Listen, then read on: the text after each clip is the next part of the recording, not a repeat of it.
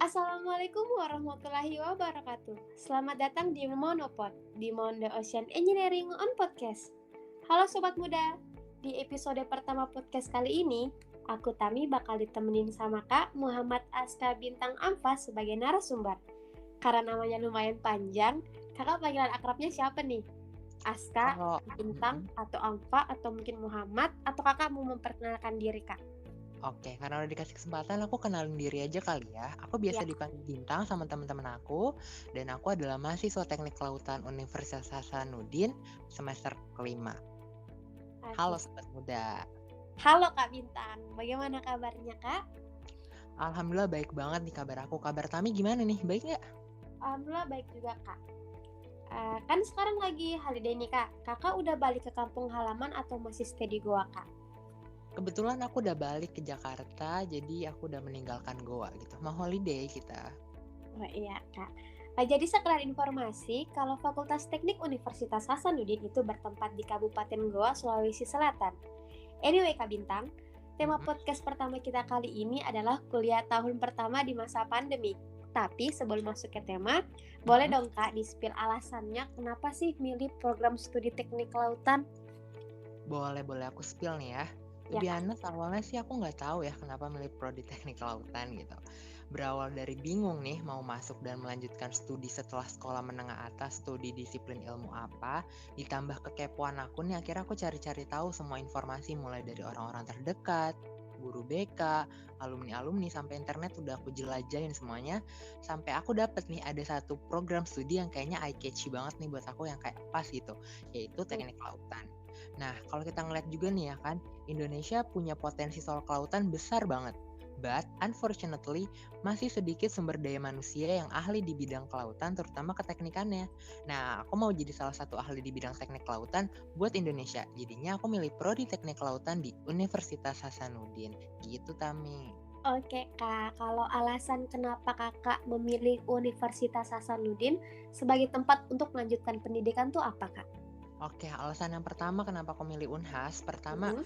karena aku pengen banget nih mengeksplor diri aku dan nantang diri aku untuk survive di lingkungan baru. Karena kan bosen juga ya, masa dari TK sampai SMA di Jawa, terus kuliahnya di Jawa juga gitu. Mm-mm. Terus fakultas teknik juga nih aku lihat kayak gedungnya tuh kayak futuristik banget gitu, keren gitu arsitekturnya, kayak keren banget sih kalau gue bisa sampai masuk di teknik Unhas gitu.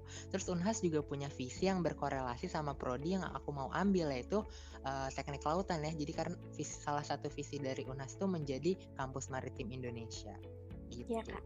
Mm. Tadi kan Kakak sempet bilang juga soal teknik lautan dan wah banget kan Kak. Jadi aku tuh mau tahu gimana first impression keseluruhan Kakak soal teknik lautan khususnya di Unhas Kak. Oke, first impression aku nih soal teknik lautan di Unhas tuh pertama ya kayak sumpah ini banyak banget hitungannya ya, kayak sumpah. Terus kayak hitungan kan emang udah bukan sesuatu yang baru lagi, Mm-mm. tapi di teknik lautan itu kayak banyak banget rumus sama ilmu yang baru bagi aku, apalagi dulu aku bukan siswa yang bisa dibilang tekun soal fisika gitu. Jadi dengan aku bergabung di teknik kelautan Unhas, aku bisa men-challenge diri aku buat lebih giat lagi supaya dapat hasil yang memuaskan. But biar banyak hitungannya gitu, banyak juga ilmu dan keseruan yang bisa aku dapat di sini gitu. Mm-mm. Soal keseruan-keseruan nih Kak, menurut Kakak keseruan yang paling berkesan yang udah Kakak dapet pada saat apa tuh Kak? Kalau keseruan-keseruan ya biasanya pas lagi sharing-sharing gitu ya. Karena kan di teknik kelautan sendiri itu latar belakang siswa sama dosennya macam-macam ya, heterogen, dan kita punya kultur yang unik-unik dari daerah kita masing-masing. Jadi kayak kalau sharing ada suatu hal yang beda dari aku atau dari teman-teman aku, jadi kayak jadi lucu aja gitu sih. Hmm. Sedikit keluar dari konteks nih Kak, Kakak punya nggak mata kuliah favorit? Oh, pasti ada dong mata kuliah favorit aku. Kalau yang emang gak ada hubungannya sama kelautan, aku suka bahasa Inggris gitu, sama ekonomi teknik. Tapi kalau emang yang berhubungan sama teknik kelautan, aku tuh suka sama survei pemetaan. Dulu tuh mata kuliahnya namanya hidrografi dan topografi. Dan aku tuh emang suka apa yang dipelajarin di hidrografi dan topografi ini yang sekarang jadi survei pemetaan. Karena emang di situ juga ada survei langsungnya ke pelabuhan, which is kita juga bisa sekalian jalan-jalan gitu Iya, kan. benar-benar. Oke Kak, berbicara soal kuliah tahun pertama di masa pandemi, sebagai mahasiswa yang kalau nggak salah di semester pertama sempat mendapatkan kuliah metode luring dan semester berikutnya tuh tiba-tiba mendapat kabar kalau perkuliahan harus dilaksanakan secara daring. Itu gimana Kakak menjalaninya? Boleh diceritakan atau mungkin gimana sih proses peralihan perkuliahannya itu Kak? Oke, ya sebagai mahasiswa tahun pertama ya bingung juga sih awalnya ngejalaninnya karena kan ini merupakan hal baru ya di perkuliahan. Apalagi di pertengahan semester kedua ada praktek laboratorium fisika dasar yang harus berhenti gitu di tengah-tengah semester. Kemudian kita jadi dipaksa akrab sama platform-platform meeting online yang awalnya juga cukup bikin overwhelming ya karena kita kayak dari pagi sampai sore natap layar gitu dan kita harus duduk stay gitu kayak capek banget gitu. Ya aku sih ngejalaninnya cenderung ke lebih di bawah santai aja sambil ngejaga diri juga gitu sama matuin prokes yang ada supaya aku tuh imunnya nggak turun dan nggak ketularan COVID gitu. Berarti Kakak online-nya kemarin tuh dengan kondisi udah di Goa ya Kak, bukan lagi di daerah asal? Iya benar. Aku semester 2 itu setengah luring setengah daring dan daringnya itu aku di Makassar karena kan itu di pertengahan semester harus daring. Kemudian semester 3-nya itu aku full daring juga di Makassar. Nah, semester 4 ada kesempatan buat balik, aku balik jadi full daring di Jakarta. Nah, kalau semester 5 ini awal semester aja aku daring terus aku memutuskan untuk kembali ke Goa untuk menyelesaikan tugas besar di semester kelima ini. Hmm. Kalau buat pelaksanaan lab fisika dasar nih Kak, atau yang biasa kan kita singkat dengan lab fisdas 1 dan 2. Kak, kemarin itu gimana pelaksanaannya Kak? Yang dari semester 1 luring terus tiba-tiba ke semester 2 yang daring itu gimana Kak? Oke, kalau untuk Fisdes pertama aku sih ya berjalan seperti biasa aja ya, ngerjain tipu, siapin materi dan pretestnya, dan karena itu emang belum ada COVID jadi ya kita biasa aja gitu. Kalau Fisdes kedua sayang banget sih harus berhenti di tengah dan berakhir hanya dengan 3 percobaan yang dipraktekin gitu. Kemudian kita harus di lockdown gitu. Kalau Tami sendiri gimana nih pengalamannya di lab Fisdas 1 dan 2? Kan kalau nggak salah sempat dapet daring ya, itu gimana? Boleh dong diceritain ke aku sama sobat-sobat muda yang dengar? Oke Kak, jadi kalau dari aku sendiri buat pelaksanaan laboratorium fisika dasar 1 yang di semester 1 kemarin, kan harusnya 6 percobaan dengan praktik yang dilakukan setiap minggu 1 percobaan Kak. Awalnya tuh kayaknya planningnya emang 6 percobaan akan dilakukan di 1 semester itu, tapi ternyata jadi 3 percobaan aja karena berhubung kemarin kabarnya ada salah satu dosen yang terkena virus COVID-19, jadi buat memutus rantai penyebarannya, pelaksanaannya dipercepat Kak, dan buat Fisdas 2, di semester 2 itu metodenya dirubah, jadi dalam 1 hari dilakukan 6 percobaan sekaligus dengan tetap menjadwalkan shift supaya di dalam ruangan semua praktikan tetap bisa jaga jarak dan buat asistensi, pengerjaan laporan, dan ujian-ujian itu dilakukan di minggu-minggu selanjutnya. Tapi Kak, kita dikasih waktu itu kurang lebih 2 bulan buat mengerjakan itu. Jadi menurutku itu lebih efisien sih Kak, sekalipun emang seharian harus menghabiskan waktu dan benar-benar menguras tenaga 6 percobaan itu. Pasti sih, pasti. Tapi jadi ngerasa lebih efisien ya kalau kayak gitu ya. Iya Apalagi Kak, lagi COVID gitu ya. kembali ke Kakak nih, sejauh ini apa struggle yang berkaitan dengan tugas besar? Kan tadi Kakak sempat nyinggung nih masalah tugas besar. Kan seperti yang kita tahu juga bahwa di teknik kelautan sendiri ada semester yang memang memiliki tugas besar dan itu bukan hanya 1 semester, 2 semester kan Kak. Jadi mungkin boleh di-spill lagi Kak. Oke, kalau namanya aja tugas besar pasti tanggung jawabnya juga besar gitu kan ya. I'm not saying it's easy to deal or it's hard either. Aku lumayan struggling juga, but alhamdulillah I can handle it gitu. Kalau tugas besar di semester 1 ya gambar teknik kan ya, dan itu dilewati full luring. Kalau semester 2 tuh nggak ada tugas besar sama sekali, tapi kita di pertengahan semester ini di lockdown gitu, lab Fisdas jadi kita cuma 3 percobaan. Kalau semester 3 ada bangunan kapal yang sekarang namanya bangunan apung mata kuliahnya, ya alhamdulillah lumayan struggle karena emang pertama kali online gitu kan. Kalau di semester 4 ada konstruksi kapal nih yang emang aku tuh di semester 4 banyak banget ikut kegiatan volunteer dan kepanitiaan di luar teknik kelautan, di luar kampus gitu. Plus dengan online ini aku jadi kayak kurang gitu dapat vibes perkuliahannya. Jadi kayak agak keteteran sih gitu. Kalau di semester 5 ini aku awalnya masih tetap online dan kayaknya kemungkinan besar tuh agak susah kalau ngandelin online terus, apalagi tugas besarnya ini 7 SKS. Jadi aku mutusin buat balik ke Goa dan ya biarpun terseok-seok nih ya, alhamdulillah bisa terselesaikan gitu, Iya, alhamdulillah. alhamdulillah. Kakak kan balik ke Goa lagi ini setelah menjalani kuliah online yang kurang lebih setahun di semester 5, di awal semester 5. Selama itu, selama kakak menjalani kuliah online yang kurang lebih setahun tadi, ada nggak kak kendala-kendala soal mata kuliah tertentu, atau mungkin kan ada beberapa mata kuliah yang setahu aku dalam satu semester kemarin kakak harusnya praktek lapangan, dan sebagai anak teknik kan kita identik banget sama yang namanya praktek lapangan kan. Gimana kalaupun ada kendalanya, gimana cara kakak mengatasinya kak? Oke, kita bahas kendala untuk yang daring dulu kali ya kan. Iya kak. Rintangan pas ya di online ini ya paling sih jaringan gitu kan ya, terus kayak wifi putus atau enggak jadwal yang suka berubah-ubah dadakan gitu, sama kayak juga pas perkuliahan daring aku kan sempat balik ke Jakarta, which is 1 jam lebih cepet dari waktu di Makassar, jadi aku suka lupa gitu jadwal kelasnya karena selisih 1 jam dari jam Makassar gitu. Kalau jaringan sih aku ngatasinnya emang aku udah prepare sebelum kelas mulai, aku udah cari tempat nih yang jaringannya oke gitu, jadi nggak ada bakal putus atau kayak jelek sinyal gitu. Terus kalau jadwal yang dadakan keganti ke reschedule gitu ya kita harus sering-sering koordinasi sama dosen dan ketua kelas gitu supaya dapat kesepakatan jadwal kelasnya yang pas hari apa dan jam berapa gitu.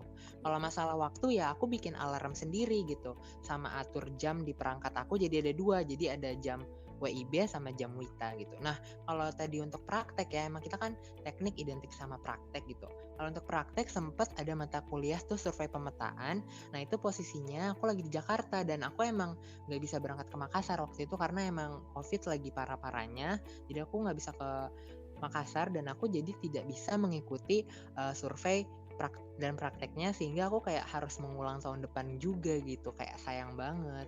Dan ya aku beruntung akhirnya aku mengulang di tahun selanjutnya, aku survei langsung ke pelabuhan di tahun aku mengulang gitu, padahal teman-teman aku yang lain saat itu surveinya hanya dilakukan di kampus dan laboratorium departemen, jadi kayak aku dapet ya selangkah lebih di depan lah dari teman-teman aku yang waktu itu sempet berkesempatan untuk ke Goa.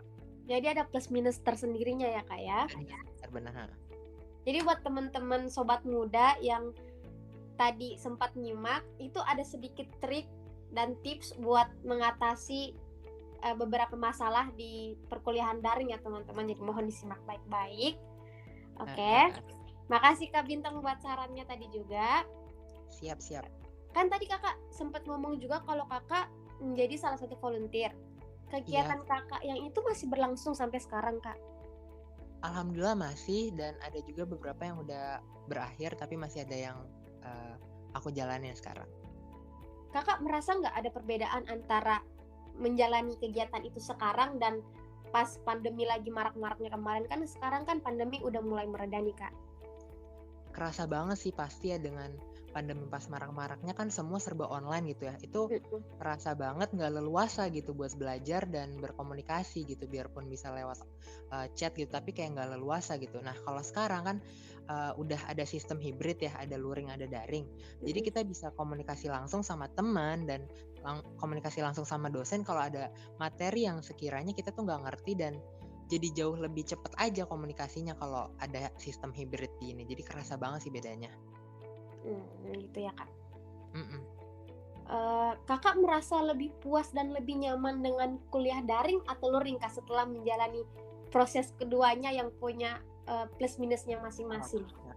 Sejujurnya nih ya, nggak ada yang lebih puas atau nggak puas sih kalau personally kamu tanya aku gitu. Dua-duanya tuh punya plus minus, bener. Kayak kalau yang plus dari daring ya kita bisa sambil leyeh-leyeh dan gak usah mandi gitu untuk bisa masuk kelas gitu. Tapi pemahamannya jadi kurang oke gitu, jadi kurang masuk kalau lewat daring karena vibes-nya kita masih santai-santai gitu, nggak fokus. Kalau luring plusnya ya kita bisa paham materi lebih dan kita bisa lebih leluasa buat komunikasi tadi kalau ada yang nggak dipaham.